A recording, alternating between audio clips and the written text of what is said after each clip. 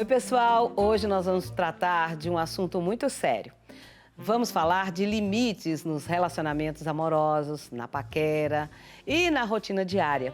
Infelizmente, temos visto notícias de que as pessoas têm ultrapassado esses limites pessoais e cometendo ações que podem ser classificadas como assédio ou importunação sexual. E para compreender melhor o que a lei nos fala sobre o assunto, vamos conversar com a doutora Milene Baldi Braga, que é advogada, criminalista e professora universitária. Bom dia, Milene. Bom dia. Tudo bem? Tudo bem, graças a Deus. Muito obrigada por atender o nosso convite. Eu que agradeço. Vamos lá. Assunto complicado, assunto pesado, mas tem que se discutir. Vamos chamar todo mundo para ouvir, absorver e ajudar quem precisa. É um assunto, bem sério mesmo. Qual que é a diferença básica entre paquera e um caso de assédio? Cleide, o tema assédio, a gente tem que entender primeiro qual é o contexto do assédio. Porque as pessoas confundem muito, exatamente o que você se propôs, a paquera e o assédio. Porque o termo assédio, vulgarmente, socialmente falando, ele não é reconhecido para todos como um crime. Então, quando as pessoas pensam assim, eu vou dar um beijo naquela menina, eu acho ela linda. Rapaz, menina, na verdade, não tem. A vítima ela pode ser tanto um homem quanto a mulher. As pessoas não têm noção do limite, de onde está esse limite, do que eu posso fazer e do que é aceitável eu fazer e do que ela quer que eu faça, até onde eu posso ultrapassar esse limite. Então, quando a gente fala de assédio e de paquera, o termo assédio, ele é amplo. Para o direito penal, ele é um termo restrito. Mas as pessoas, elas confundem o assédio com o estupro, com a importunação sexual, com o assédio sexual, que é previsto na legislação. Então, quando eu falo de assédio, eu tenho várias formas de transformar isso em delito, Várias formas de ver isso dentro da legislação penal como delito. Então, o assédio, ele pode ser entendido na legislação penal por importunação sexual, por assédio sexual, por estupro, estupro de vulnerável. Tudo isso está dentro dos crimes contra a liberdade sexual. Por que liberdade? Porque sou eu que estabeleço o limite, tá certo? Até onde eu quero ir, eu, vítima, até onde eu quero aceitar essa importunação. Vamos usar esse termo vulgarmente falando. Quando eu falo vulgarmente, é fora da legislação. Então, a sociedade ela tem um entendimento do assédio, às vezes, muito brando. É esse limite do bom senso que há muito tempo se é ultrapassado e não se é conversado como você está aqui se propondo hoje. Olha, a gente tem sentido vários tipos de agressões. Eu já tive muitas agressões no trânsito. Eu estou no meu direito de passar. Aí aquela pessoa, um homem, ele tá com pressa e ele viu que é mulher, então vai. Se vê que é um homem, não vai. Isso é uma coisa tão, como você disse, corriqueira, recorrente, que você acaba se calando.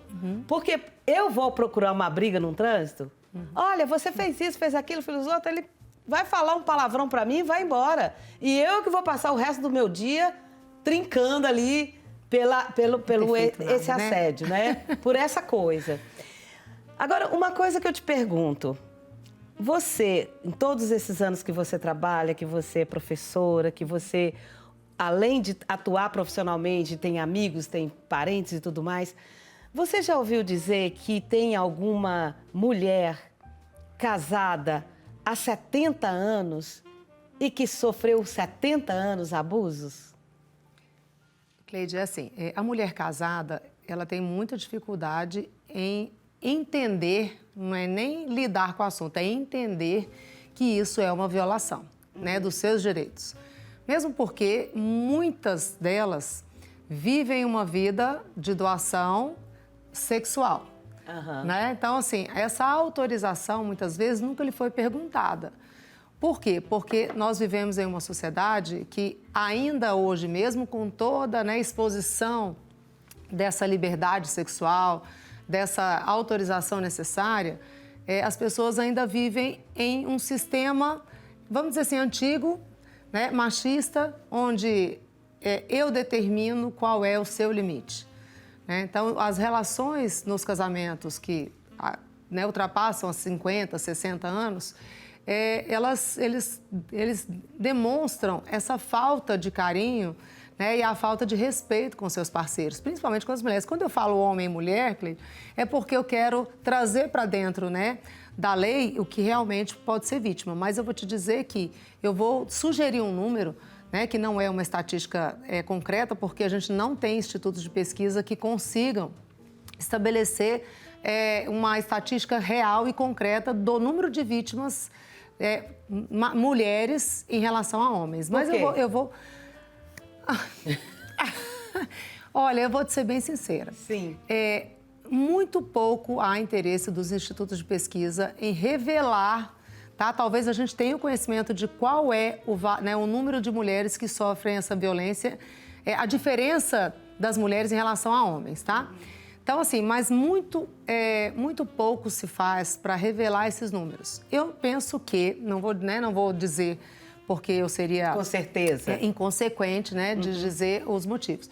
Mas eu penso que, como eu não tenho ainda a fórmula para que isso possa, né, resolver, e como eu posso resolver, eu ainda não tenho uma estrutura política, organizacional, onde eu possa atender e realmente solucionar esse problema depois que eu der essa estatística. Então, assim, se você já sabe, então por que você não ataca o problema? Entende? Então, a gente deixa isso que a população entenda e enxergue da maneira que chega. Uhum. Mas eu vou sugerir que, em média, 80%, né, contra uns 20%, mulheres sofrem muito mais abuso em relação à sua liberdade sexual do que o homem. Bom, o que a vítima ou os seus familiares devem fazer em caso de assédio? E como provar o assédio? Tá, eu vou fazer uma diferença, Cleide, entre o assédio e a importunação sexual, que você me perguntou, eu acabei desviando do assunto. Dentro da legislação penal, nós temos as duas infrações, tá? Fora o estupro, o ato obsceno, que eu acho que o estupro muita gente sabe, então a gente não precisa tanto informar a diferença. Uhum. Mas assédio, na legislação penal, só acontece essa infração em relação de hierarquia, tá? Empresas, professor-aluno, onde existe uma relação que há uma hierarquia entre quem assedia e quem é assediado.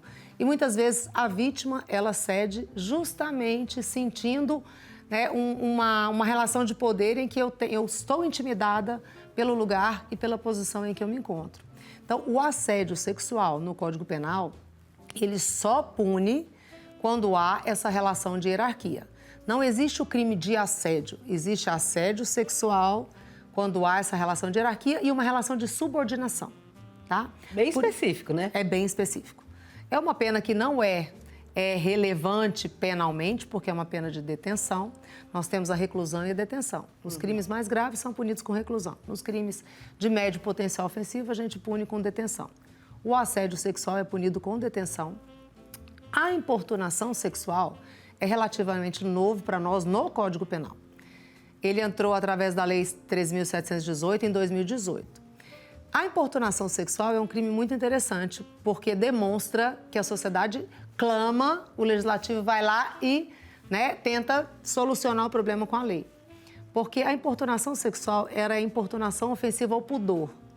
E esse delito, na verdade, não era um crime, era um delito, uma infração que estava a nível de lei de contravenções penais. Uhum. Então, era uma contravenção. E muita gente vai se lembrar daquele caso de São Paulo, em que o rapaz, né, praticou um ato contra isso que é muito comum em coletivos muito cheios, né? Uhum. Metrôs muito cheios. E ele praticou um ato sexual sem a vítima participasse e ele, né, se satisfez ali, teve a sua satisfação sexual, usando aquela vítima como meio. Uhum. Ela não participa, mas é contra ela. Então, ele usa ela.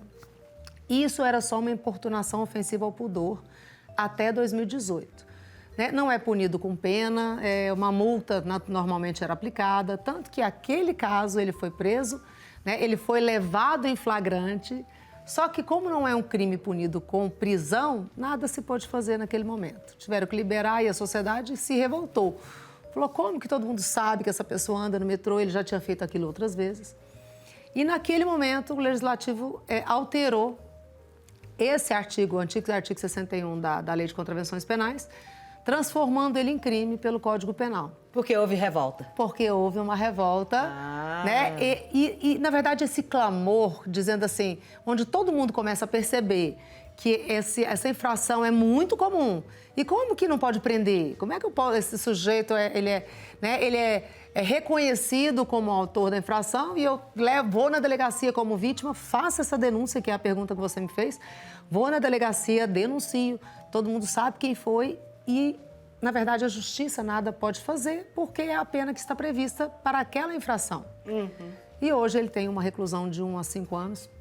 É um crime muito mais grave aos olhos da legislação, porque essa importunação ofensiva, essa importunação sexual, que aí vem todos aqueles atos que a gente reconhece como assédio.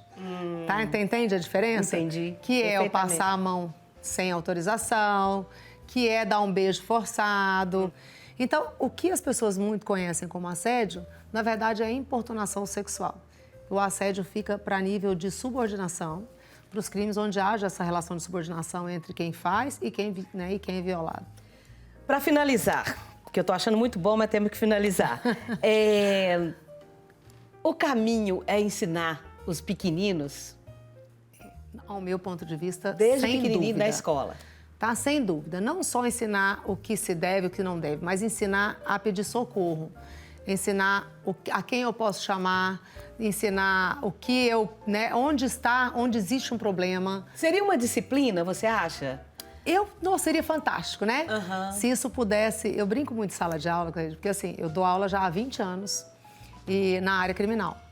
E eu sempre falo assim, todo semestre tem uma turma nova, são novos alunos, e eu falo que no Brasil, qual país que a Constituição não é conhecida por todos e é reconhecida só por quem faz direito?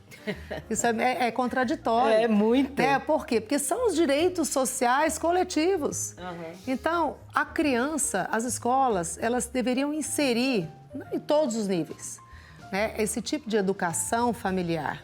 O que é educação familiar? É o respeito. Respeito ao seu corpo, respeito à minha liberdade, respeito à minha integridade física, psicológica, moral e sexual. Isso. Então, as escolas, no Estado, na verdade, deveria criar...